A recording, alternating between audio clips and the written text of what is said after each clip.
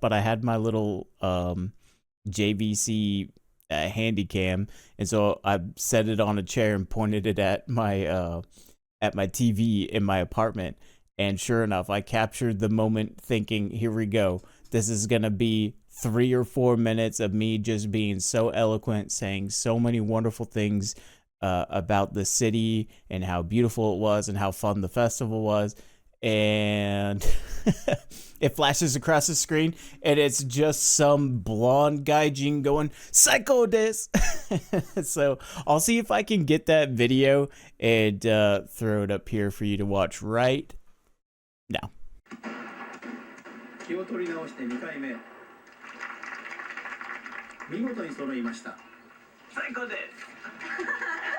Well, there you have it, folks. I'm a celebrity.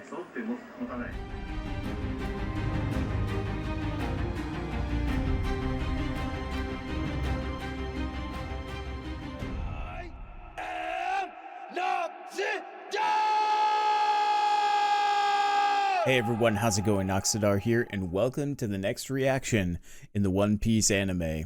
Today we're starting with episode 46, and I've been hyping it up the last several videos, but this is, in fact, the first episode where we are beyond the scope of the One Piece live action. And I'm so excited because I saw a name pop up for my favorite character voiced in the anime, which is Buggy. And I know I've done whole episodes devoted to just every aspect of Buggy's voice that I love, and I can't wait to hear more of them. So with that being said, let's go ahead and get right to our reaction. All right. It's cool they've turned it into a home already. These little details, I think, just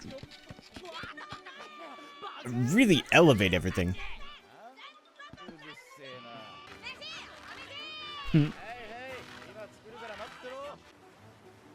Oh, what a gorgeous shot.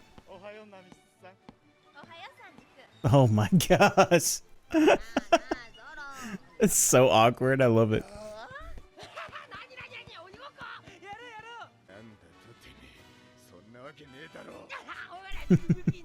Happy she is. I just have to say, already, I'm almost overwhelmed with all of the personalities jiving together. It's like, it's chaos and it's also beautiful, and I can't help but feel like maybe that's how Nami's taking it in as well. It's just like these guys are all goofballs, and the way that the voice actors are just hitting it one right after the other. I said it as soon as I saw the first opening to this. Wow, they really turned the ship into a home already. And that's exactly what it feels like. It just feels like that kind of chaotic, you know, family energy at home. And it's man, it's really refreshing and quite honestly amazing to see this yeah. Awkward laughter ensuing, and let's go ahead and continue. What did I say? Chaotic energy. This is great. Oh, good.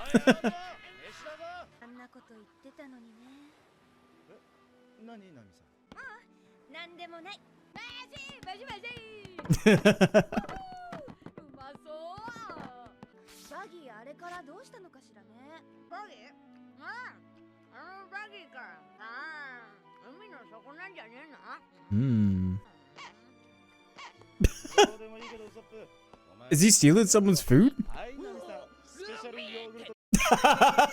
He is. That's so good.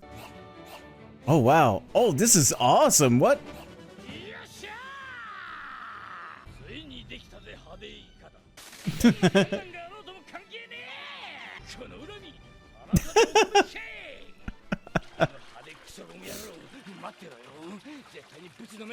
That'll never not be funny. That's such an amazing design choice to just have the story bring us to this point.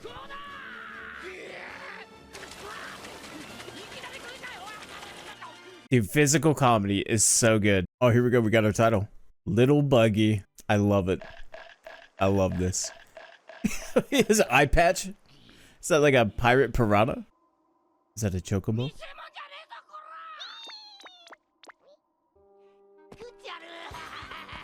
Oh my gosh. Yeah, the world's so different from down there, isn't it?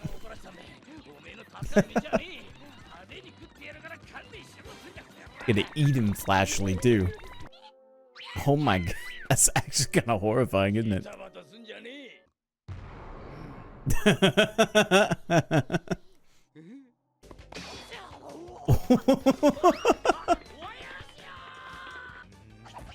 Oh, damn. Buggy, you are in danger. Oh, yeah, works perfectly in your head, doesn't it?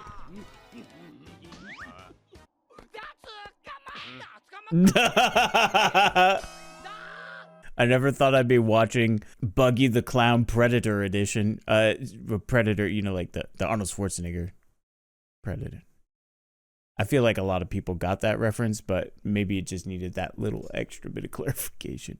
Anyways, yeah, this is wow. So far, this episode has had a lot of energy. I just needed to pause just to kind of catch my breath. This is it's throwing a lot at me. It's so good though. Yeah, eat them, little guys. I mean, don't eat them. I love them, but.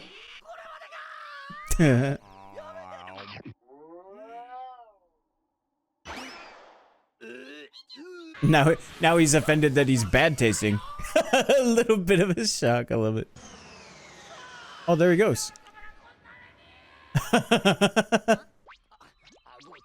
Can we just talk about how lucky Buggy is to keep landing on land, to be honest?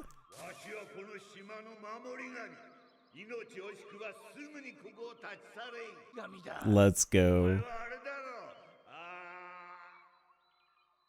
I love the callback. This is great.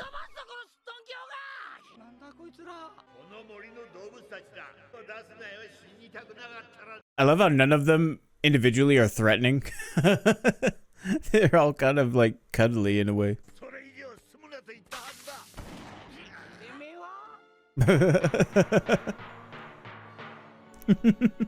Oh, a boxed and sheltered son.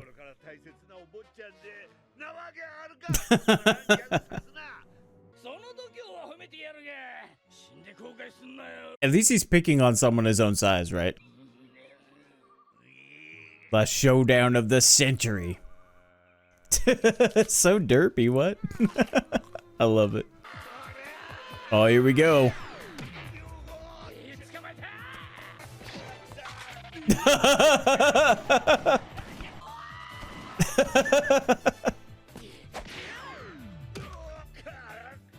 Ooh.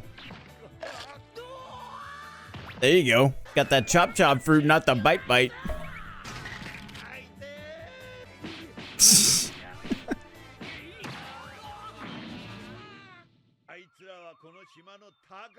Yep, and that's what I said the last time too.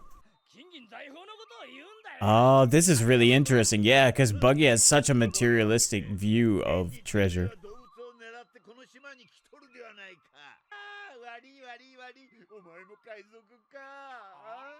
This is weirdly wholesome. So is that. Oh, I love this.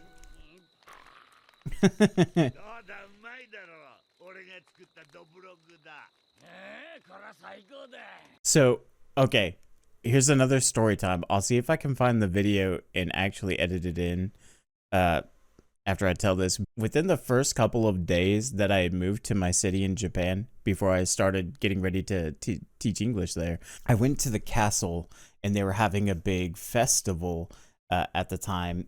And there were like samurai, drums, parades, masks. I mean, really all of the entire like Matsuri kind of spectacle and vendors and stuff. And so we were hanging out up at the castle grounds and a news crew was there and they were like showing the reenactors using like the, what is it? I never remember what it's called. It's like arquebusier or something like that. I was over there and I was banging the drum and I was having a good time. I probably have some pictures of this. And all of a sudden the camera is pointed at me and they asked me what I thought about the place that I was living in, what I thought about Matsue. And I spoke for about 3 or 4 minutes saying everything in the worst, probably the worst Japanese I've ever spoken in my life. And I think they found it very obvious that I didn't know what I was talking about. But at the very end, I threw up the peace sign and I was like, "Psycho des." Oh, maybe it went double peace signs. I'll have to go back in the video. And so they told me to look for the news segment and I would see myself on the news. So I just moved to Japan. This is like 2010, but I had my little JVC handy cam, and so I set it on a chair and pointed it at my TV in my apartment. And sure enough, I captured the moment thinking, here we go. This is going to be 3 or 4 minutes of me just being so eloquent, saying so many wonderful things about the city and how beautiful it was and how fun the festival was. And it flashes across the screen and it's just some blonde gaijin going, "Psycho des." So I'll see if I can get that video and throw it up here for you to watch right now.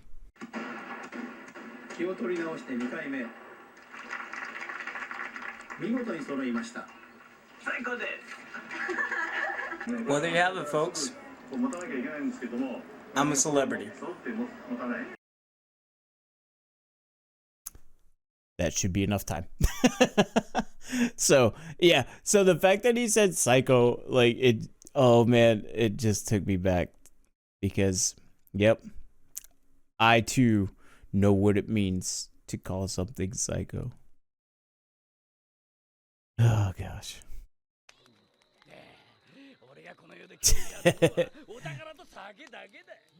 He's beyond pink face drunk. He is red face drunk. That's great.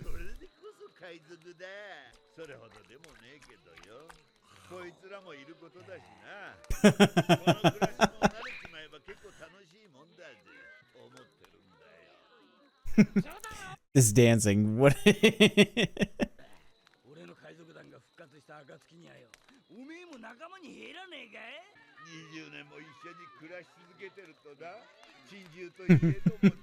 What a bunch of party animals, am I right?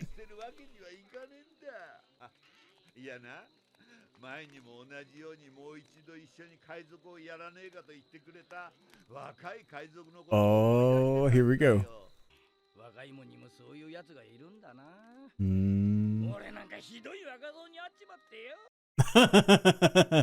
Actually, this is probably like one of the best illustrations of using opposites that I was talking about, how Oda in his storytelling really does that comparison and contrasting. Oh, that's so clever. I love that it, yeah, I love that it's Luffy. That's actually kind of sweet. I was not expecting this for a little buggy adventure, but that's great. Aww. A kindred spirit. A real pirate. This is good.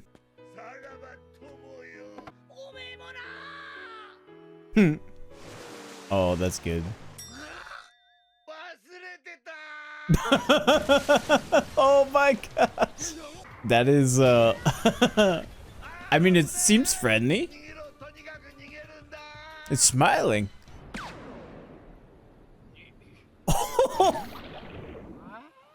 Headshot.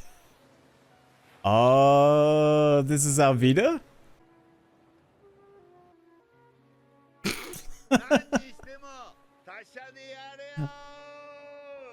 Oh, even the crab's waving. And that's sweet.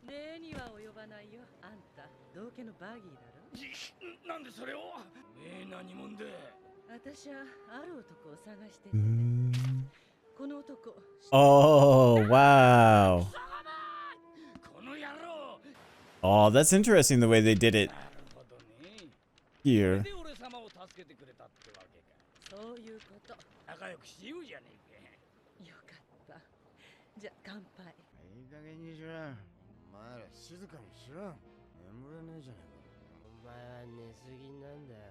Everybody's got a comment. What are these, reactors or pirates? I have to say, when I first saw the title and we were getting a little buggy adventure, I was not anticipating that we would be meeting Gaimon again. And it was so funny to see. Like I made the joke that, oh, finally he's, picking on someone his own size. And so, I fully expected Buggy being like this villainous rogue to fight him, and that did happen. But then to find that camaraderie there, and just celebrating their similarities while also having very different opposing views on Luffy, it just really highlights some of the things I've talked about, where one of the things I notice is that Oda does a lot of comparison.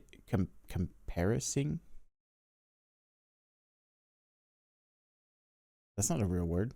It really does just kind of evoke that sense of like waves back and forth, and how yet even though it can seem like it's moving in opposite directions, ultimately it steers itself and the story towards whatever the next narrative hook is. And it's so fascinating to see that. It's just so good. It's like, it's stimulating.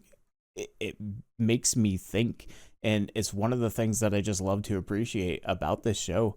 And so to have an episode where it very, very clearly illustrates these things is super exciting for me, and what I'm doing here while I react to this show. But my goodness, little Buggy and then Alvida, and the way that they met is so different.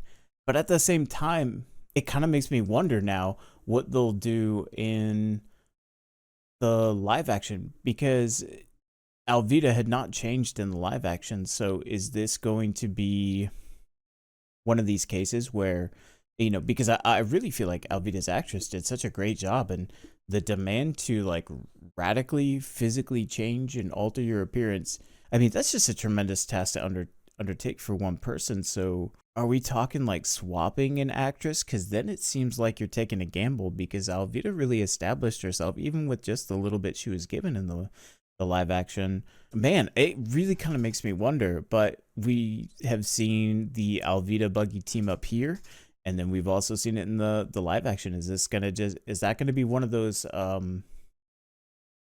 I don't know, because it's like it's so central to Alvida's character, right? Like, because the reason why she looks so differently here is correct me if I'm wrong, is because of a devil fruit, from my understanding. I think that was like one of those little tidbits that I picked up from other One Piece creators that were talking about One Piece live action, and talking about like the scope of how long the live action would be. And that was one of the things that they posited, is like, what are they going to do with Alvida, because she's so radically different in appearance from the first time you see her to the next time. And so here we've reached this point. I don't know.